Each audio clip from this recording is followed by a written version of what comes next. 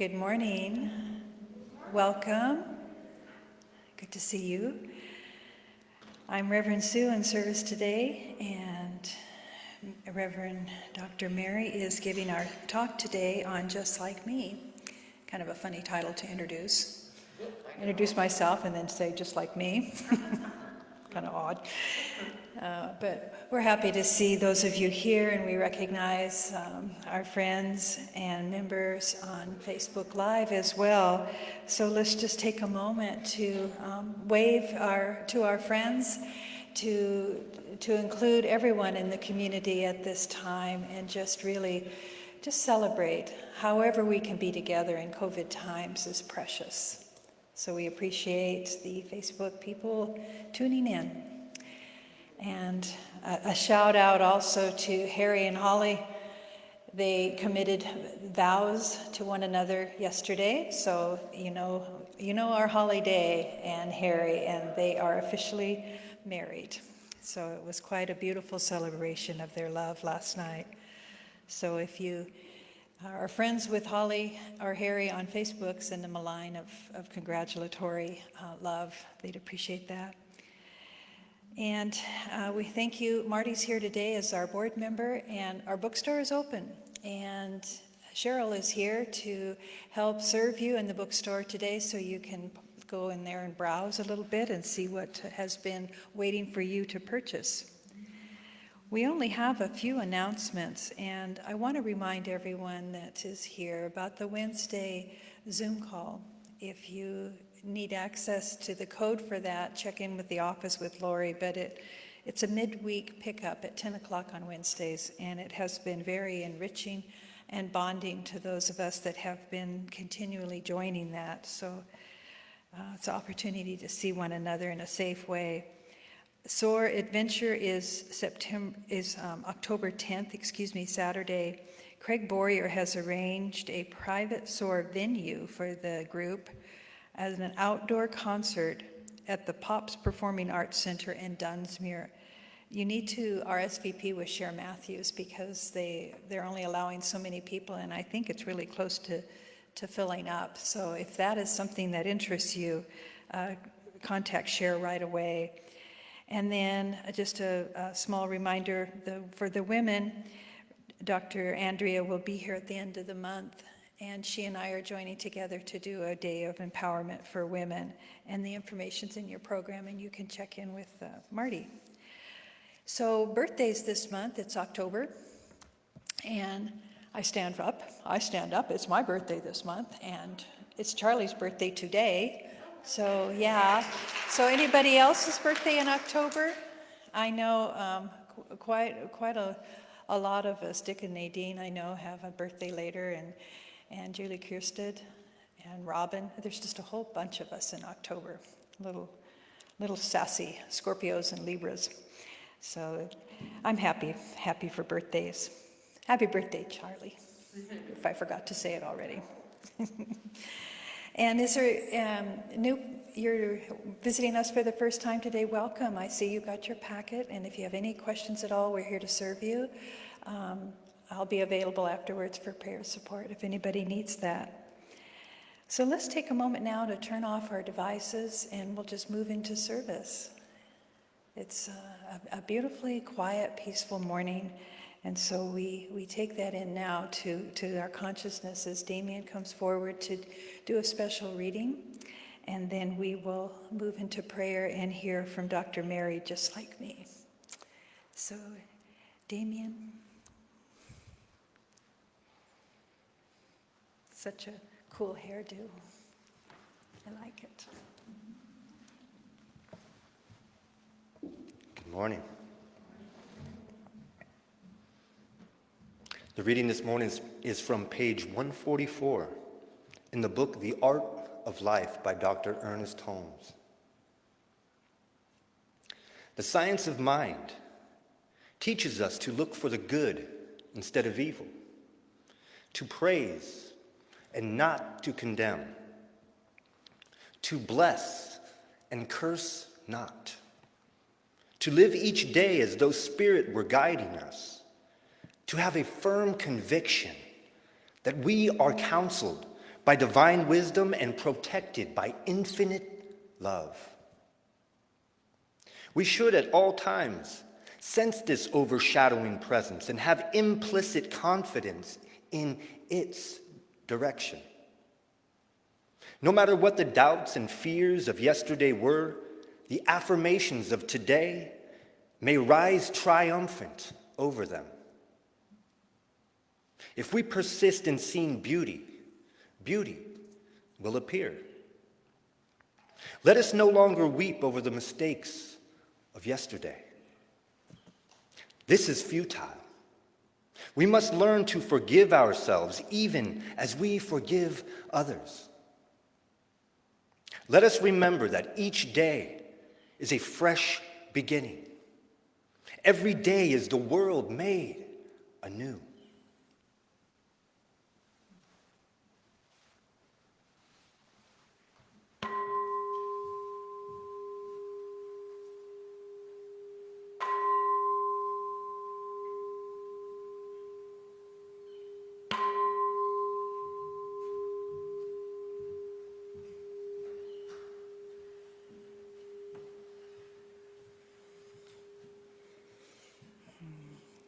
And we allow the sound of the bell once again to take us inward to the heart space. And we check in with our body, with our mind, and we notice any places that might feel contracted or fearful. And we let go in this sanctuary of love. We recognize overall there is a safety net of love that is forever beckoning us closer and closer to remember a truth that all is well, that all is moving towards a greater good. A greater good is always, always unfolding. So we send blessings of love and support to all members of our center, those that have struggled this past week with the fires. We give our heart in support to President Trump as he makes his way through his experience and all those that were affected in our country. It's a sobering moment to recognize that we must be still and we must take care of one another with love. So let your heart open to that vast love. As you feel it opening, we let go of some of our hardened opinions, perspectives, and we just sit with love. And we come here today to be inspired by Dr. Mary to reach a new understanding, this new day, a new affirmation of truth, to focus on and to lead us forward. So I release this prayer knowing that we're in the right place at the right time with the right people. I release this in gratitude. And together we say, and so it is. Dr. Mary.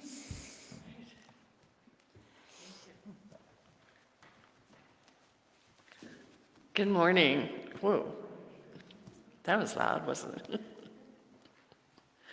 It's good to be here this morning.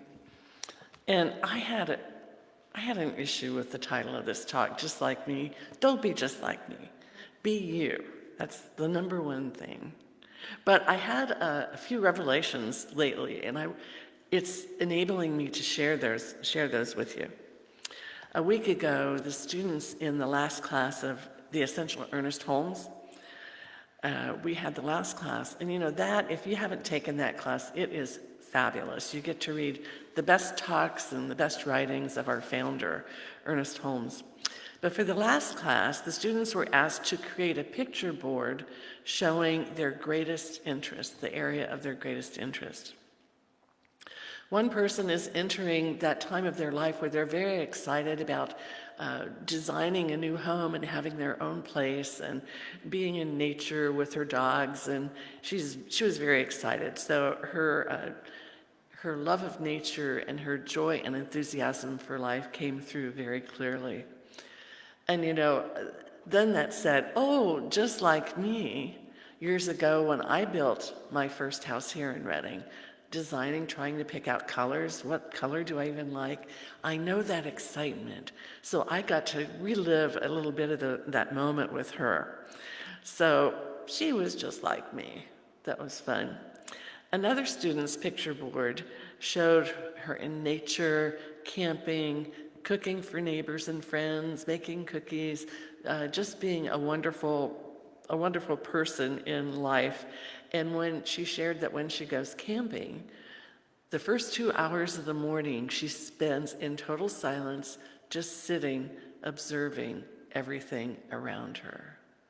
And I thought, oh my gosh, I remember when I was taking forestry classes in college. We would all go in the woods, and there would be time to just sit and get intimately familiar with what was around you. The dry leaves, some pine needles, maybe some ants crawling up a tree, maybe a little bug or a little bit of green. And I so related to that. And I went, oh, she's just like me. I thought that was so fun. And then the other students' board was full of photos of the night sky. I had no idea this person was totally passionate about filming and photographing the galaxies, the Milky Way, the stars, shooting stars, just amazing. And, gazing into that night sky for her felt like Spirit was just blanketing her with unlimited love. So I thought instantly, oh, that was my first spiritual experience. I remember it vividly. I was 25 years old. I mean, that's a long time ago. And my husband and I went to a college party on a farm in Mount Victory, Ohio, where one's parents had a log cabin, and there were a bunch of us. And as the party came down to a close and people were starting to get ready to go to sleep, I walked out, and the cornfield next to this cabin had just been harvested. So I walked out into this cornfield and I sat down, and I heard, well, I couldn't hear, I heard a million crickets. It was overpowering. And there were stars from one end of the cornfield to the other, millions of stars. And I just couldn't move. There was this vast universe right on top of me. And I could have sat there till dawn, but luckily my husband got kind of worried and came out and said, come on in, it's time to come in. But in those moments, I just remember feeling so safe, so safe. Now, in this month's issue of Science of Mind magazine, which unfortunately we don't have in the bookstore yet, but it's all about cosmic connections. And there's an article in there by Deborah Sandella that reminds us that we're made of the same organic elements as stardust. We share the ability to sparkle, just like the stars, and that at the organic elemental level, you're just like me, and I'm just like you. And when we feel that oneness, life becomes really extraordinary and very synchronistic. Interesting synchronistic things happen all the time. So then this took me to some synchronicity and another thing that happened recently. Most of you are probably familiar with Date, the insert in the Record Searchlight on Fridays, the Date, and it has everything that's going on in town, movies, plays, everything that's happening. Well, when the pandemic hit, all their advertising dried up because everybody had to close. So they had a special advertising package, and they contacted me because I've advertised before, and they gave me a really low cost, and I thought, this is a great time to promote the center. And so it was interesting as these ads ran. There were a couple of weeks there that there were only 2 advertisers in the Date, Center for Spiritual Living and Turtle Bay. I thought that was very interesting. I thought, we made it to the big time, you know? And just so you know, I like to place ads, and we have a small budget here in our center budget, but I pay for them myself. So I don't want you to think we use your donations for that, because I don't want us to be the best kept secret in town. And for the past year, I've been creating radio ads, 30-second radio ads on peace in the words of famous people like Thich Nhat Hanh or the Dalai Lama. And I record them at a local radio station, and they play during the weekend on KQMS 104.3. So if you're checking out KQMS, listen for Reverend Mary giving you some words of peace. And it's really fun to do. And I find that the radio station people like them so much, they're putting them on other channels and not charging me for them, so that was good. So back to synchronicity. In August, I received a letter from a prisoner in Southern California whose name is Charles, and he's a friend of Silas Lyons, who's the editor of the Record Searchlight. Well, Silas sends the Record Searchlight to Charles every day. And when Charles saw our ads, God told him to write us a letter. Is there any chance someone at this center would correspond with him? He wrote that he's flawed, damaged, a lonely person with no friends, no family outside of prison. And when I opened and read this 8-page letter, there was no way I could ignore him.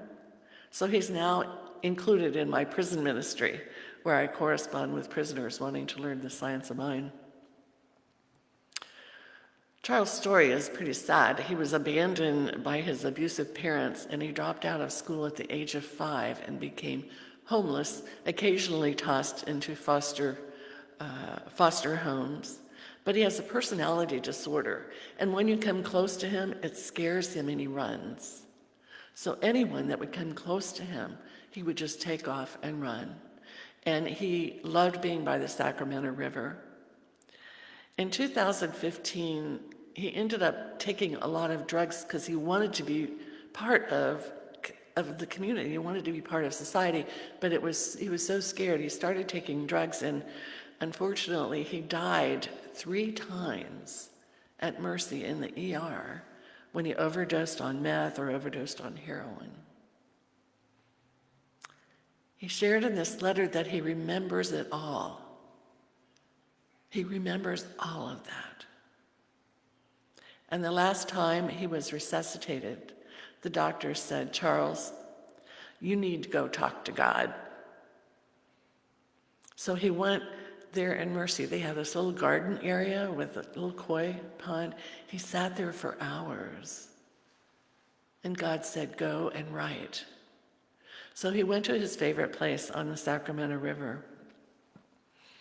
He felt God's presence. And he heard a voice that said, "You are loved." Charles loves to write, and so he wrote about this experience of being homeless in Redding, and he sent it to the Record Searchlight, and Silas published it in 2015. Silas was so impressed because this is a guy that he really has a way with words. 5th grade education. And so he asked Charles, he wrote Charles back and said, "Would you write more?" And the deal that he and Silas have is that Charles has to write 800-word articles a week, send them to Silas, and Silas makes sure in prison he gets his Record Searchlight every day. What surprised me is that somewhere after 5th grade, probably in teenage years, I imagine, he started reading and he realized how much value there was in books. And he became a voracious reader. And it lifted him way beyond a level of intelligence that I think of as a college educated person. One summer he read over 40 books under the Sundial Bridge where he lived. Not Sundial, Cypress Street Bridge. So here is a man who has an incredible way with language great command of the English language, all learned by himself. So he's very much like another prisoner I've been writing to for many, many years, another insatiable reader who has a great enthusiasm for life. And he, just like Charles now, has become very comfortable in prison because both people know that's where they belong. They've come to terms with it, with God. Years ago, I created a series of newsletters for people new to this philosophy. And there are 12 lessons, and it's called Engaging Grace. And it's the first thing I send someone who writes to me. I've had other prisoners write to me, and it's the first thing I send to them is lesson 1 of Engaging Grace. When Charles received lesson 1, he said, by the 4th line, I was hooked. When he read that God would never condemn people or judge them, and that life is a journey where we have the choice of experiencing peace, security, and happiness, and the encouragement to leave behind habits that did not serve him. Charles wrote, I knew I was on some kind of path, but I don't know what a spiritual path is.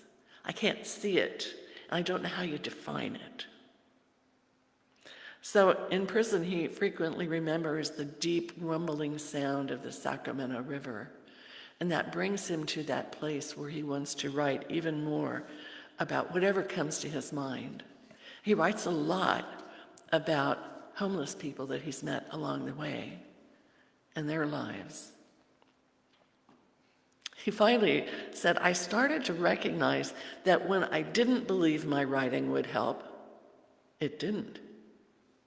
But when I did believe my writing would help me, it did.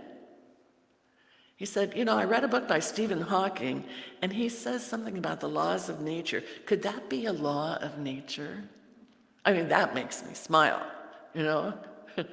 That's what we teach. Ernest Holmes, we do a prayer, any form of prayer, and if we doubt it would work, it won't work. If we believe in it and are firm in our belief, it will work. It does. It's a law. So I'm tickled to share this with him because he's so ripe, that moment when you go, something's going on here. It's that invisible silent power that responds to us. And it's the most real thing we can ever connect with because it's a law. For Charles, he heard God say to him, show your heart, speak for the voiceless and the disenfranchised on the street. So he writes a lot about that. And he said God has responded in ways he never imagined. God said, write to this place called the Center for Spiritual Living. And he did. And in that first letter, he said, for the last 5 years, God has not left any room in my mind for doubt. I have no doubt this is real. Well, as a minister, who can resist a soul like that? In his 3rd letter, he writes a lot. He was asking me about who were these people called the Transcendentalists? What are Emerson's laws of nature? He said, I read about Napoleon's conquest, and I saw a pattern that he had in his life that helped me overcome addictions. One deep reader. And then he told me about a turtle that became a friend of his while he was under the Cypress Street Bridge until it bit him. Now, it probably was a turtle kiss, who knows? But he was a little alarmed at that. But then he wrote about the intelligence of spiders. This wolf spider came close to him and was intently watching him. Then it would walk away and it would come at him from a different angle and watch that side of him. Then it would walk away and it would come at a different angle and just observe him. He said that went on for hours, this little dance. So he has great respect for spiders. I love nature, but that's not my idea of a good time in nature. I don't want spiders staring at me. Well, it's been about 29 years now since I met my husband, Paul, here. in the center. We celebrated our anniversary recently where we were, how many is this? It can't be that many, can it? Well, we didn't get married for 15 years. We just lived together, so I just added all together, 29 years. He was a pharmaceutical salesman that moved here from Alaska, and a few weeks after we met, he invited me to his house for a poetry potluck with other doctors and medical people that he knew. He lived on 15 acres at 2.5 miles up Zog Mine Road. I still have the map he made me, if you know where Zog Mine Road is. Go past the Igo store, turn up Zog Mine Road, and about 1.5 miles, you'll pass a cement driveway. In a half mile, look for this large reflector on an oak tree. And then when you see a white stake, turn at that next dirt road and just keep driving till you get to the house. Well, I walked into his house and I immediately felt at home. Nature was brought into his house. All of nature fed his soul. After the potluck, we all took a walk around the property, 15 acres hilly. We walked past a bear den. We walked past an old silver mine chute. But you know, by the time I left that day, I had been working in the timber industry for many years. I had to say to him, "You live in a fire trap." And he goes, "What's that?" I said, "Look at this canyon. It is full of trees, full of brush. You live in a wooden house with a wood-shake roof, pine trees all around your house. Your roof is covered with pine trees. You've got more brush out here, and you only have one road in and one road out." I said, "You get a fire started up here, it's going to be a shoot, a blaze." He goes, "Well, I didn't realize that. In Alaska, that's normal, the kind of vegetation." So I thought, well, I may never hear from him again. Because he said, "Well, when I bought this place, the realtor told me that just a year ago, CAL FIRE bulldozers were coming up the ridges on both sides of the valley there, or of where he lived. They cut this huge fuel break, so it was fine." I said, "You know, Paul, I've been here long enough to know that wherever there's a fire here in this type of environment, 4 years later, the brush is overgrown already, and you have another fire, just like Jones Valley Fire, about every 4 years." So I moved in with him. He rented my house. And every time he would go out of town, I was scared to death that there would be a fire. I said, "I can't sleep here. I cannot. Would you be willing, if I found a place on the river, to move?" So the next time he was out of town, I did. I found this gorgeous house on the Sacramento River in Lake California. And he sold his house in 1 week, and I sold my house in 1 day. So it was absolutely perfect thing to do. And we love living in Lake California, and we feel very, very safe there. Well, there's another article in Science of Mind this month, if you get a chance to find that, either online or if you subscribe to it. But it's a practitioner, Deetra Johnson. And she shared that when she takes time to step outside and look at the night sky, she feels the wonder of the universe. And she remembers scripture, "Be still and know that I am God." She said it allows her inner light to sparkle, just like the stars sparkle. And she likens it to her own being a part of the body of the great unknown. Another real beautiful way with words. There is this physical body, this physical part, and then there's the invisible part, our spirit body, which is a mystical energetic field, part of the Earth's electromagnetic field. She writes, "Spirit body connected to the universe. physical body connected to the earth. This is the cosmic connection. Being a love note in the harmonic symphony of the cosmos. Her words, not mine. Being a love note in the harmonic symphony of the cosmos. Isn't that beautiful? So what about you? Where's your passion? Are you sharing your passion with others? Because like in our class, when people shared their passion, oh my God, it awakened in all of us a thrilling experience. Because the truth is, everyone around us reflects us just as we reflect them.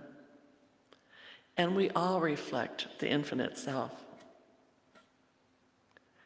When we give up our judgments and realize everyone is doing the best they can with what they have, where they are, we have mastered the key to inner peace.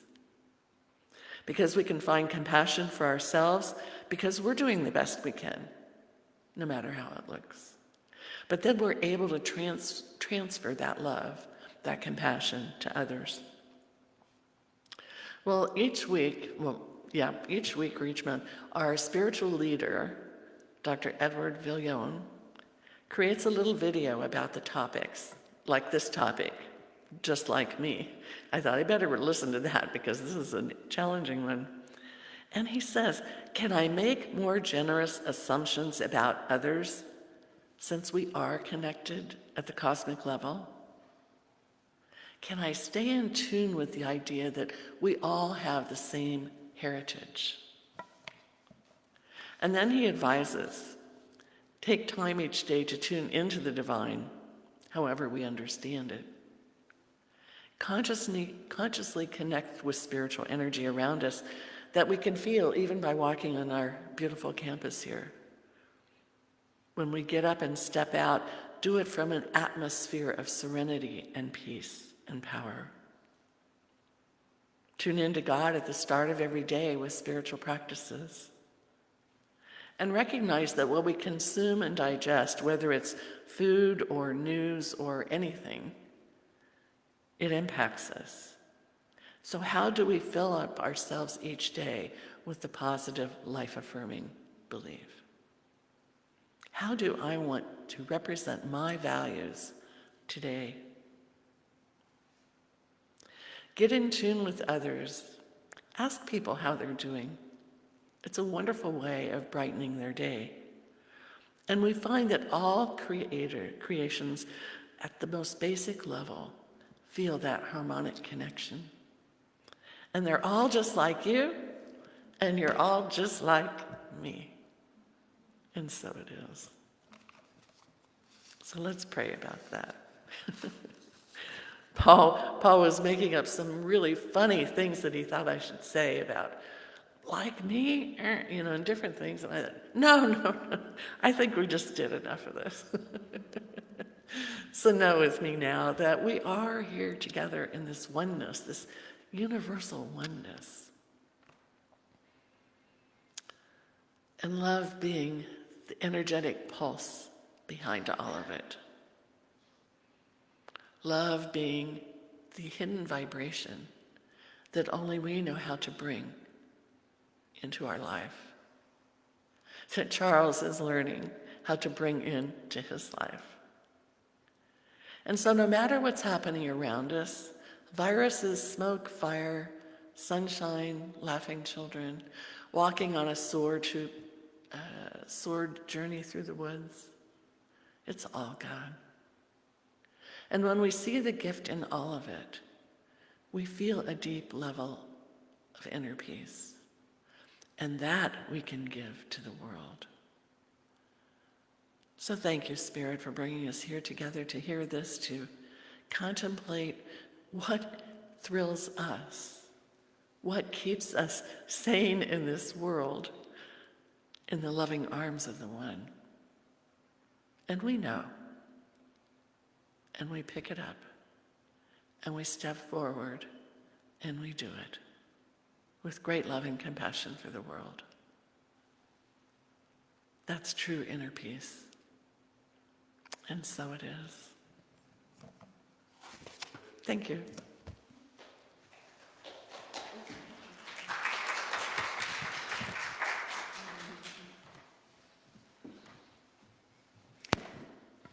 That was fun to listen to. So this is the close of our service, actually. We have a beautiful song from Dalton, and that will close our service. So we invite you for your offertory. We are so appreciative of the gifts. We're entering, this has been a challenging year, and we've been doing very well with the gifts and the donations from all of you. And we just say thank you for that, and it's very needed, and we are staying afloat because of your generosity, and we appreciate that.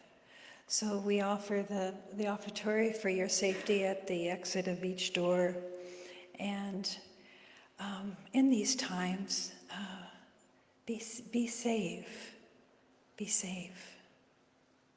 You know, sometimes this has gone on so long. We might get a little slack in thinking we forgot to wash our hands. People are starting to reach out and shake hands again, and we just want to be safe, not afraid. There's a difference. Be safe. Wrap yourself in that bubble of love and light. So with that, we bless the offerings as they move through our center, and we'll listen to this beautiful song of our beloved Dalton.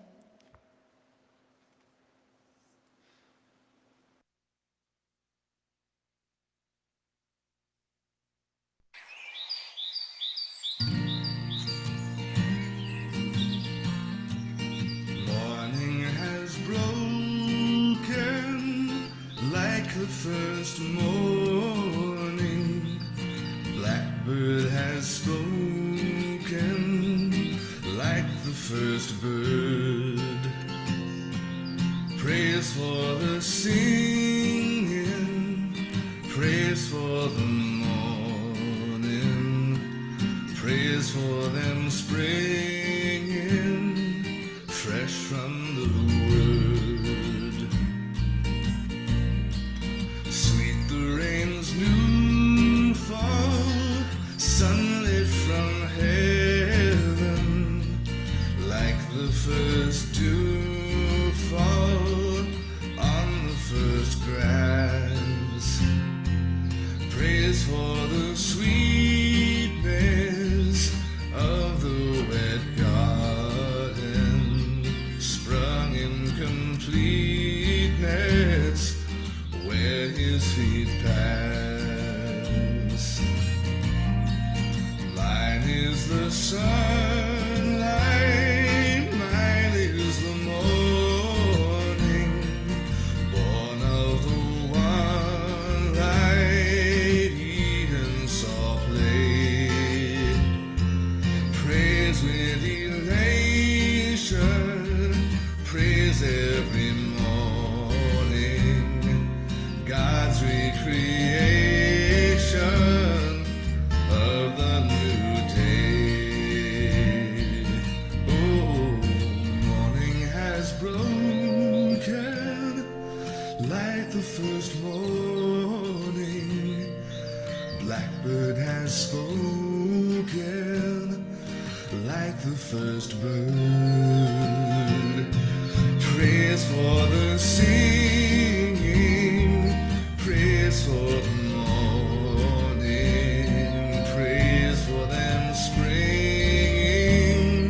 fresh from the word. La da da da da, la da da da.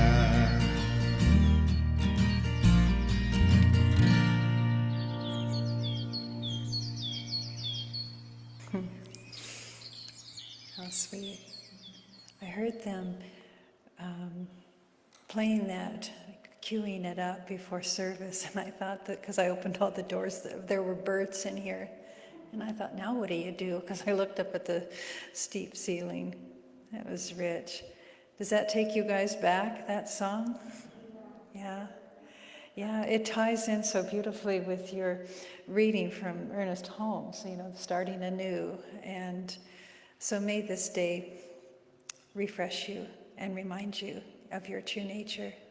So go enjoy the day, and we will see you soon. Thank you for being here today.